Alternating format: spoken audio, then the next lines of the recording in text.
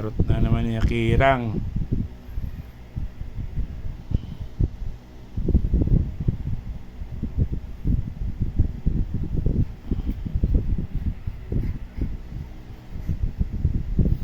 Ang harot na naman ni Akirang.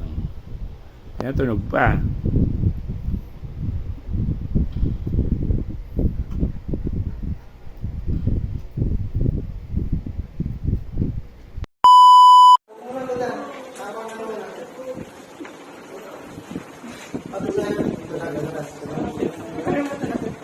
Batang ko.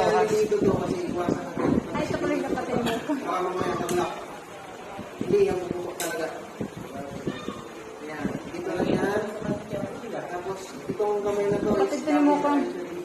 Mas-taas mo konti. Kulit ko yan, si Mang Kalor. Dito lang. Mang Kalor. Yan. Tama yung konting ko siya. Konting ko siya. Yan. Tapos, konting baba yung katawan. Hindi, konting ba? Konting forward yung katawan. Yan. Yung mga tamang sipat. Batang rohas. Konting yung kobo yung katawan. Batang tundot. Tundot ba to? Yan. Kasi pagpupunta ka yan, bilan. Ganyan yan. Kasi re-recoil kasi yan sa totoong boy pag may bala na yan. Ayan. Sige, sir po kasi. Sir po kasi, sir po kasi. Dagdag. Yan. Tutok mo muna ng maayos. Okay, tutok-tutok. Kasa. Yan, tutok mo muna. Tutok mo muna, yan. Tutok mo muna. Tapos pag okay na yung target mo, kasa, kalabit. 5. Yan, kasa. Tutok. Okay, handle. Pero mo, may bala pa. Tutok, babae pa yan. Okay.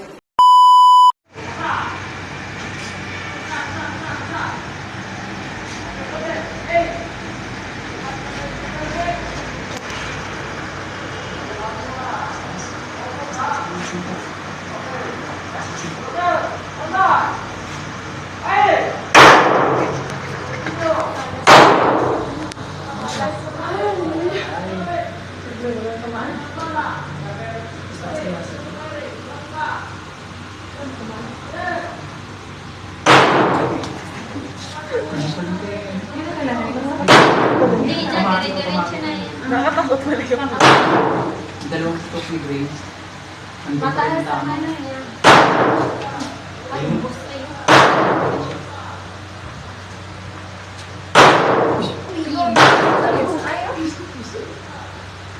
Ganito sige sa ay.